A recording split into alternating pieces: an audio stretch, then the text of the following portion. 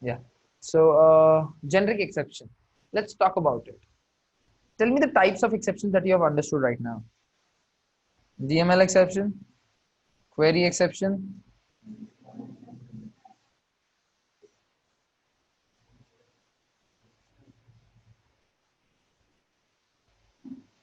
and list exception,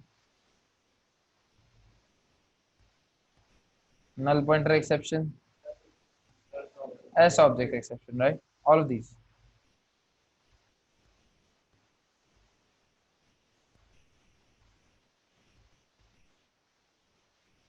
Huh? There is a parent class for each of these class, which is called as exception,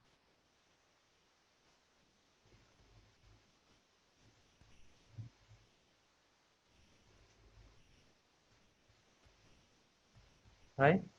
So the parent class of all of these exception classes is exception class. We have heard or we know that a parent class's reference variable can refer to a child class's object. Listen to this once again. A parent class's reference variable can refer to a child class's object. That means I can write down like this: exception E is equals to new list exception. There's no problem with it. Nothing. It's absolutely right. Right? Because it's a superclass. Superclass's reference variable can refer to the child class's object at any given time. There's no problem with it. So this is exception E, new list exception. Similarly, this exception E can refer to query exception as well, the object of query exception.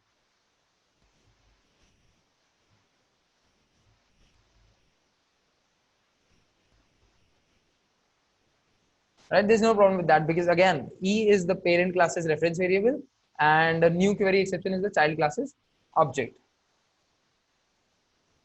Now let's talk about the try catch block. In the try catch block, whenever an exception occurs, what happens is there is a new object of that particular exception that gets created. Like let's say if it is a query exception, then a new object of query exception will get created.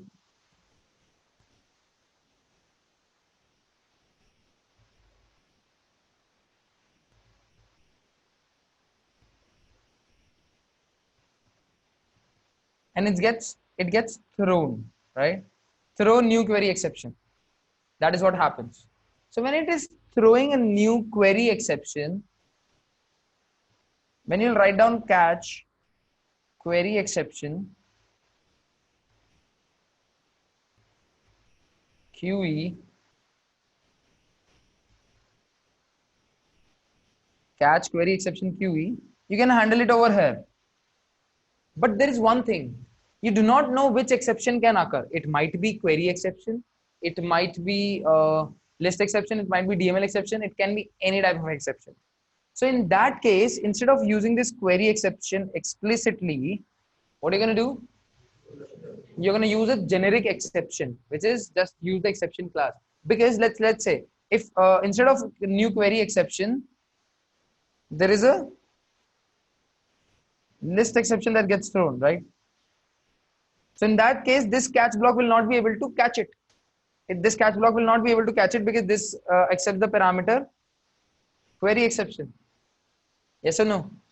So that's the reason it will not be able to catch the list exception. And for that, what you have to do is either write it down like catch list exception,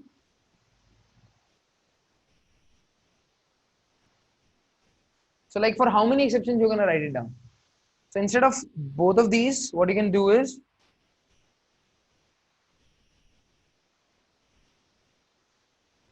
just write down exception. So this will catch the list exception as well as the query exception as well as the null pointer exception, every exception. Why? Because it's a parent class of each of those exception classes, and a parent class's reference variable can refer to the child class's object. Is it clear? Everyone? Yes or no? Cool. So that's what it is. So this is what a generic exception is, and now let's have a look at it. If you do not know which exception might occur in the try block, I'm going to explain it to you. Can you please explain how exception handling occurs? That's what I'm doing since morning. Let me complete the generic exception first, and then I'll come up to your guess. So generic exception. If you do not know which exception might occur in the try block, then in that case, use generic exception, right? Generic exception. Exception is a super class of all the exception classes, which can catch any type of exception.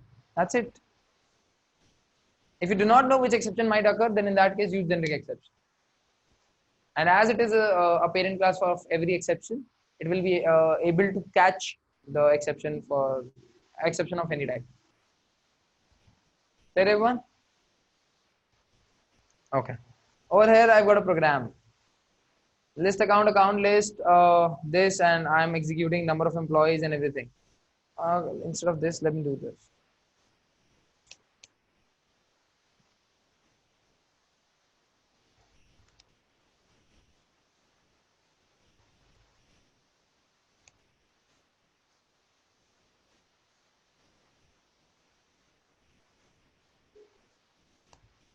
Right. So in this program, what I'm doing is I'm querying all the accounts and I'm iterating all of them and I'm putting 1000 into it and then I'm updating that ACC list, right? Over here, a problem can happen anywhere, like literally anywhere. I'm not querying a number of employees, so that like this will throw a S object exception.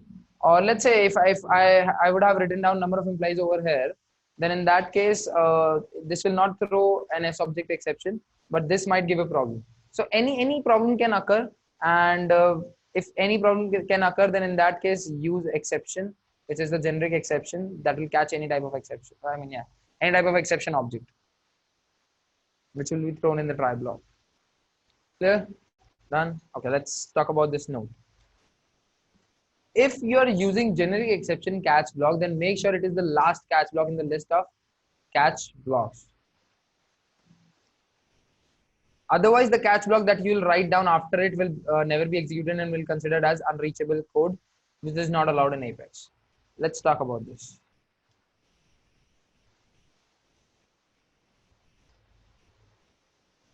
Let's say this program can return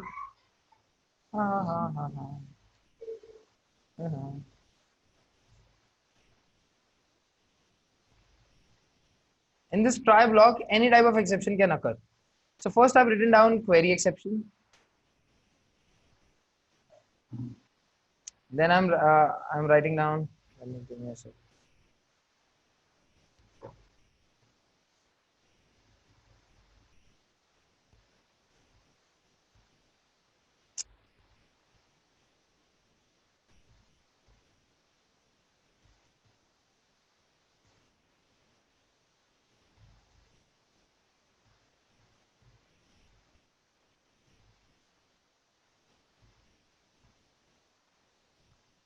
So over here I've written down query exception. Over here I've written down DML exception. And over here I've written down generic exception, right? So in this case, if the query exception occurs, this catch block will handle it and rest of the catch blocks will not get executed, and the program, yeah, I mean, it's handled, the exception is handled. If the DML exception occurs, then in that case, this catch block cannot handle it, so it will the first block will not be executing, but the second block can handle it, so it will execute, right? So the second DML, like second catch block will get executed. And why second? Because first cannot accept the DML exception object, right? And if there is a null pointer exception that is coming up, then in that case, the third catch block will get executed. Getting it? Why? Because there is no null pointer exception mentioned specifically over there in the catch blocks list, right? So this will handle. If S object exception occurs, this will handle. If a subject exception occurs, this will handle. And if I mean SOQL, like, which exception was there? Query exception, no. Yeah, I mean any type of list exception occurs, then this will handle. So that's the case. So this is there is no problem having multiple catch blocks with a particular try block. There's no problem with that. But like there is one thing that you have to keep in mind. You cannot, in any case,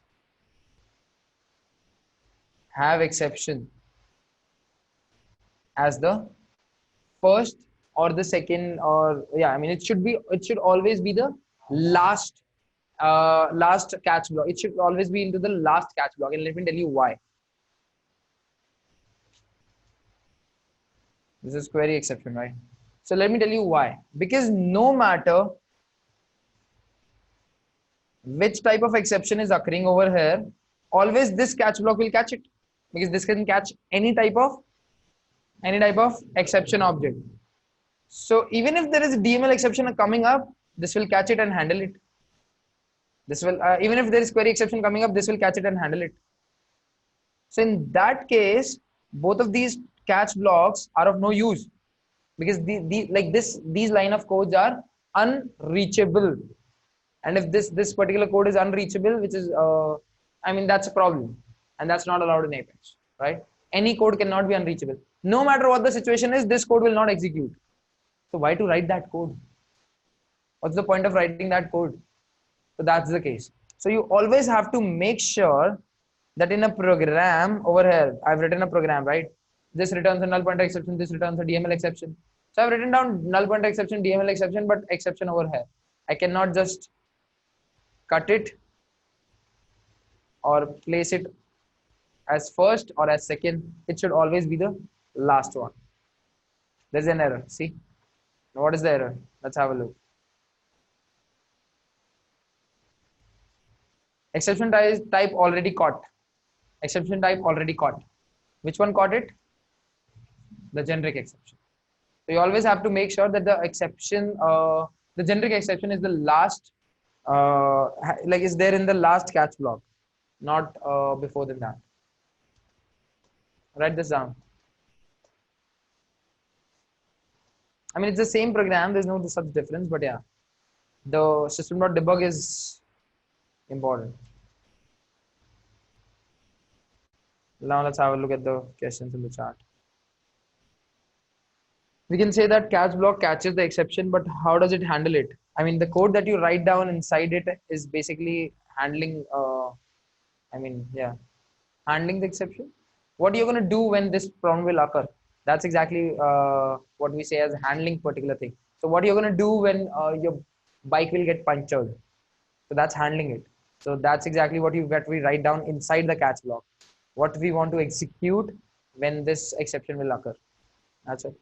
Hope that makes sense. Clear, everyone? Generic exception. Now, yeah, I mean, whenever an exception occurs, whatever is written down after that exception in the try block does not get executed, and the program's execution gets transferred to the catch block, and then the catch block gets executed. That's what happens. Basically like this. Try. There are lines written over here. There is catch. There are lines written over here.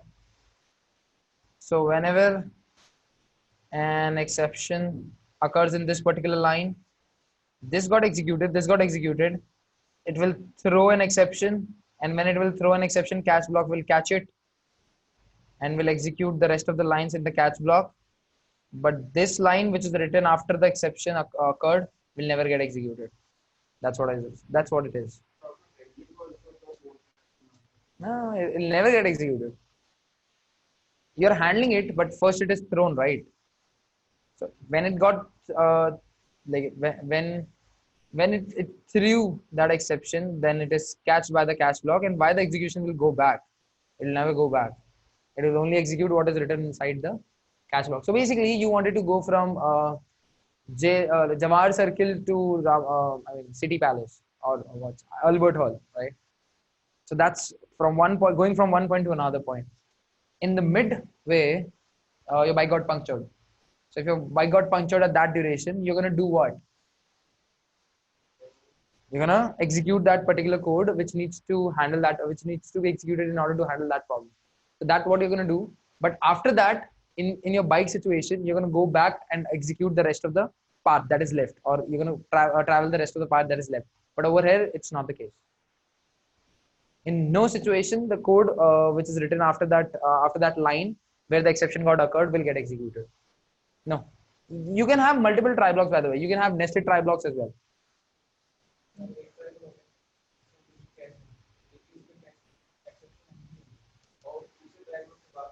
Good. Good. Let's have a look. So his question is, can there be two try blocks? Right? So you want another try block to be here? After there's no problem, no, because that's another set of code. In a single program. So if let's say these are the lines that got executed.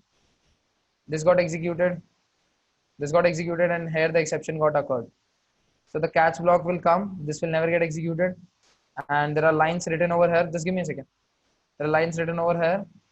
This will get executed, and after that, whatever is written in here will start getting executed. उधर catch नहीं होगा. Remove this.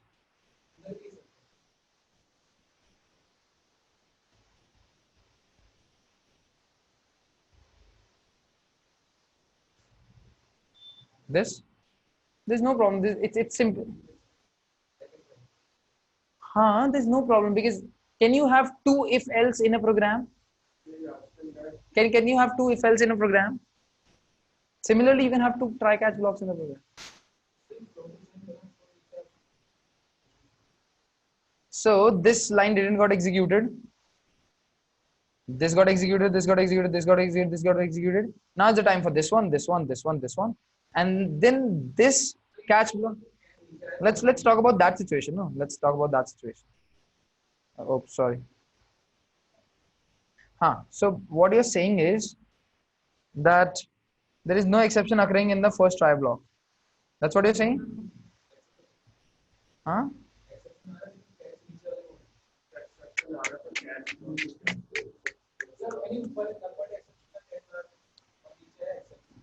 So basically in this catch, you're catching DML exception. But the exception that is occurring over here is null pointer. The program will halt. It's not part of that try block, no. Like all the catch blocks which are written in the program will be a part of that try block. ऐसा थोड़ी होता है. Okay, you got the answer of your question. Anyone else had related query or related question or any guess up till now what you have understood? Anyone? No, anyone in the chat? I've got any questions? What if there is an exception in catch block? Good question. If the another catch block can handle it, then in that case it will go to that another catch block, else the program will halt. If we only write the generic exception, then all the exception will be handled by itself. Yes. Then why to write any other exception below it to make it unreachable? So listen, you want to write down first let's talk about this question. Let me frame it in another way. We write down different catch blocks because we want to execute different code based on the exception that is coming up. If there is a DML exception that is coming up, then in that case, this is the set of code that we want to execute. If there is a query exception that is coming up, we want to execute this set of code. So that's the reason we write down different catch blocks. I hope you got the answer, Divisha. Next is common exception methods. So there are some common exception methods which we can use to get the information about the exception that is coming up. So like there is an exception that is being thrown and you want to know different, you want to get the different types of information from that exception, like which type of which type of exception it is, on which line number this got, this got thrown, and different other stuff as well. So there are some common exception methods that are there. Let's have a look. So over here, I've written that same program that I've written everywhere else. And over here in the exception E, I'm writing down E dot get cause. So it returns the cause of the exception. What caused this exception? Right? What was the cause of this particular exception? This returns that. Then there is, write down this. This is number one method. Write down as number one and then write this down. Returns the cause of the exception. Get line number. Returns the line number from where the exception was thrown. Right? Second one. Third, e dot get message. Returns the error message that displays for the user. Whenever a user executes a particular program in the UI, there's a particular exception that he or she sees over there. That we can get with the help of get message. Exception class. And now obviously, I mean, okay, so listen. Parent classes methods are there in child class.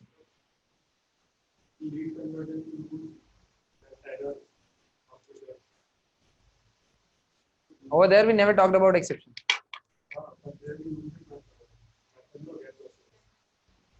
Which that was of so like can't you have same name, say two methods from different classes? That's different class. So like depend. I mean, okay, you're creating two class, matrix and rational. Matrix has got its own show which shows something else, and rational has got its own show method which shows something else. So in two different classes you can have the like method, two different methods having the same name. It's the same case over here. Over there it was for the class database.error. Over here it is exception class. That's what it is. And then comes stack trace as a string, returns the stack trace as a string. What is stack trace? Stack trace is basically the complete flow in detail from where this program got executed, and then which method got called, and then from that method to which line we went, and in which line this exception got occurred, and where the exception object got created, and what happened in the catch log, and everything. With the help of this get stack trace string, we'll get the complete stack, like what happened, where it happened, and which line, and everything. It's a detailed information, nothing else. And then comes the e.get type name. So Divisha just asked the question why there is a need to write down multiple catch blocks, and I said that if you want to execute different type of code for different exceptions, in that case you need to write down different catch blocks. But you can write down a simple or single catch block as well, and in that you can get the type name from e.get type name, and according to that you can just write down the if else condition, and then you can perform the different codes for different type of exceptions. Clear, everyone? Cool. So these are the different methods that we've got in what? Exception class, right? That's what it is. Now let's move on to the next. Custom exceptions. So there is a system defined exception that we studied. And there is a custom exception. Custom exception is not even yet started. Okay, so custom exception, let's talk about it. There are some exceptions that are already created and provided to us by the Apex programming language itself that we call as system defined exceptions. And there are some exceptions that we can create on our own, and that we call as custom exceptions. That's it. We can create those exceptions. We can throw the objects of those exceptions. We can, have custom messages and everything. So there is an exception that I have created called as my exception. And whenever you want to create your own exception, all what you have to do is extend the exception class and name whatever you want to name the class that you want to create as a custom exception. So let's have a look. I've not written a program over here up till now. I'll just write it down right now. So let's say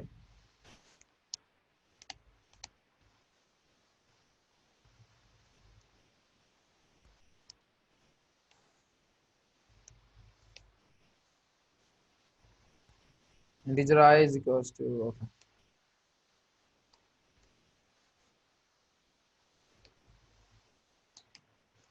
If I is less than 0, I is equals to I into I divided by 10. Let's say multiply by 10. Whatever. That's what I want to do. So there is some calculation that I want to do, but I don't want to do that calculation if the number is less than 0. If the number is negative, because it will go on to the negative side. In this case, what I can do is I can throw an exception. And how to create that exception? Just create an object of that exception and write down throw. Just create an object of that exception that you have created. This is the object of the exception, and just write down throw. That's it. Clear?